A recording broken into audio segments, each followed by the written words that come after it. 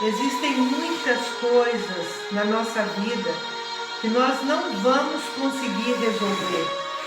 E como sobreviver quando começam as crises, desemprego, o desequilíbrio financeiro, humilhações. Um dia você está lá no céu, no outro dia no inferno. Você começa a olhar à sua volta, ao seu redor, e você começa a se sentir sozinho, abandonado. Como lidar com a vida quando os planos não dão certo? Eu trouxe para vocês nessa tarde um exemplo bíblico muito forte sobre a vida de alguém que não escolheu aquele momento e aquela situação para nascer, mas foi envolvido.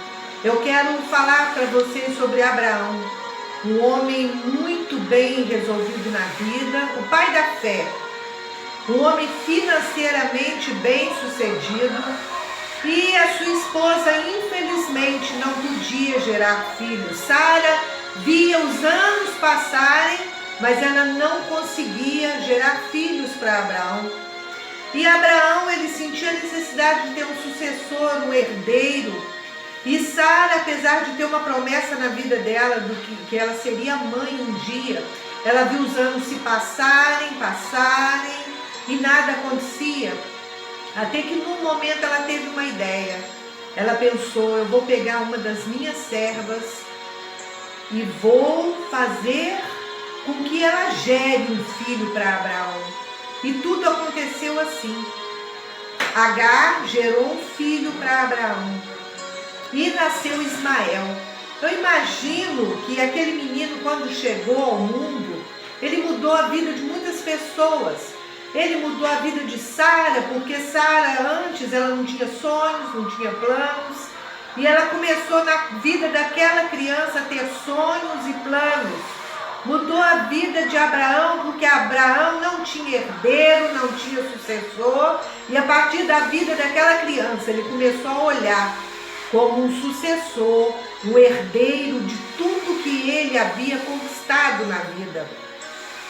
E a mãe do menino, que de serva, ela passou a ser a mãe do filho do patrão. Até que os anos se passaram e um dia chega a notícia de que Sara estava grávida.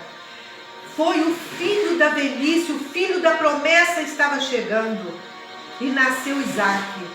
Quando Isaac nasceu, Ismael já sentiu que algo já começou a ficar diferente na sua vida, algo estava mudando.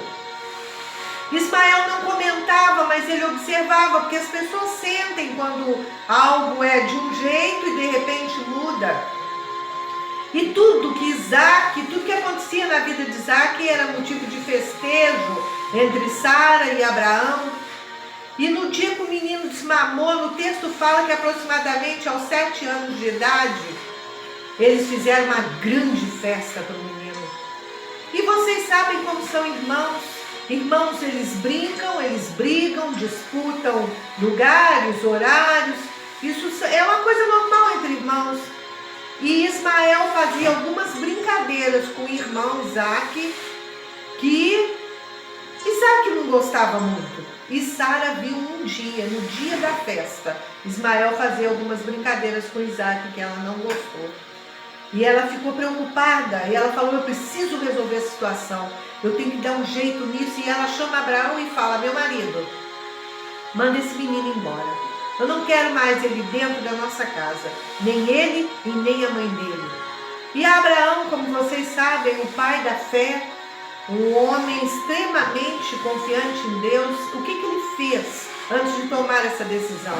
Ele foi orar, ele pediu a Deus que desse tranquilidade ao coração dele, que desse calma, e Deus deu essa tranquilidade. Então ele chamou a serva, a mãe do menino, e chamou Ismael e falou, a partir de hoje, vocês vão viver a vida de vocês, vão trilhar o caminho de vocês. A minha esposa Sara não quer mais vocês aqui, tem acontecido coisas que têm desagradado a ela. E eu fiquei imaginando, porque Ismael nessa época tinha 14 anos.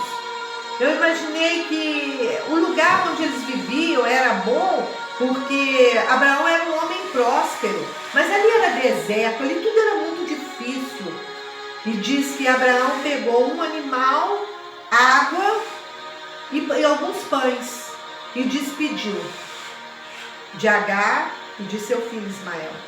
E eu fiquei imaginando a tristeza de Agar, porque o que passou pela cabeça dela, ela como serva não tinha muito direito à fala, conversas, uma mulher às vezes reprimida, né? Só dela ter aceitado a proposta de Sara na época de gerar um filho para o patrão, você já vê que ela era mesmo uma mulher submissa, uma mulher sem muitos argumentos, sem muitas escolhas na vida. E ela começou a caminhar pelo deserto com seu filho. E o menino chorando, ele chorava muito. Deserto não é um lugar bom, não é um lugar tranquilo, onde você acha sobrevivência fácil. Eles saíram sem nada daquela casa. E quando chegou um determinado momento, podia acabar a comida, o animal podia até estar morto, mas a água não. No deserto, água significa vida. E quando a água deles acabou, um olhou para o outro e já pensou, vamos morrer. Não tem mais jeito, vamos morrer. E Agar olha para uma árvore, um sombreiro embaixo, e ela fala para o filho dela, filho, fica aqui. Fica aqui porque eu vou caminhar, eu vou andar, eu tenho que buscar alguma coisa, nem que seja para morrer no meio do caminho, mas eu preciso achar uma saída. E ela saiu ali e deixou aquele menino sozinho, debaixo de um sombreiro. E diz que aquele menino, ele chorava e clamava a Deus. Porque se tem uma coisa, amados, que eu vou falar com você, quando Ismael saiu da casa do pai dele, ele não levou dinheiro, ele não levou herança nenhuma. Ele saiu sem nada. Mas ele herdou algo do pai dele que ninguém podia tirar dele. E o que ele herdou do pai dele estava guardado dentro do coração dele. Ele herdou do pai dele a fé em Deus. Aquela determinação das coisas de Deus. E isso quando ele saiu da casa do pai, ele levou junto com ele. No texto diz que ele chora e ele clama a Deus, ele pede a Deus, porque ele tem fé em Deus. E fé, amados, ela é independente de poder aquisitivo, de inteligência ou não inteligência. Somente Deus é a garantia do nosso sucesso. E nessa oração, Ismael ali sozinho, debaixo daquele sombreiro, ele orava e pedia a Deus. A mãe dele, já muito distante já, ela recebeu a presença de um anjo. E esse anjo sussurrou nos ouvidos dela assim: pare de chorar, volte, porque farei do teu filho uma grande nação. E ela começou a olhar como ela ali já prestes a morrer, a desfalecer, quando ela olha à frente um poço, e aquele poço parecia ser desativado. E quando ela olhou, tinha água dentro, ela pegou aquela provisão de água e voltou correndo para encontrar com o filho. E amados, eu vou te falar uma coisa. Ismael, ele não ficou lamentando que ele podia ter nascido Isaac, que ele queria ser Isaac.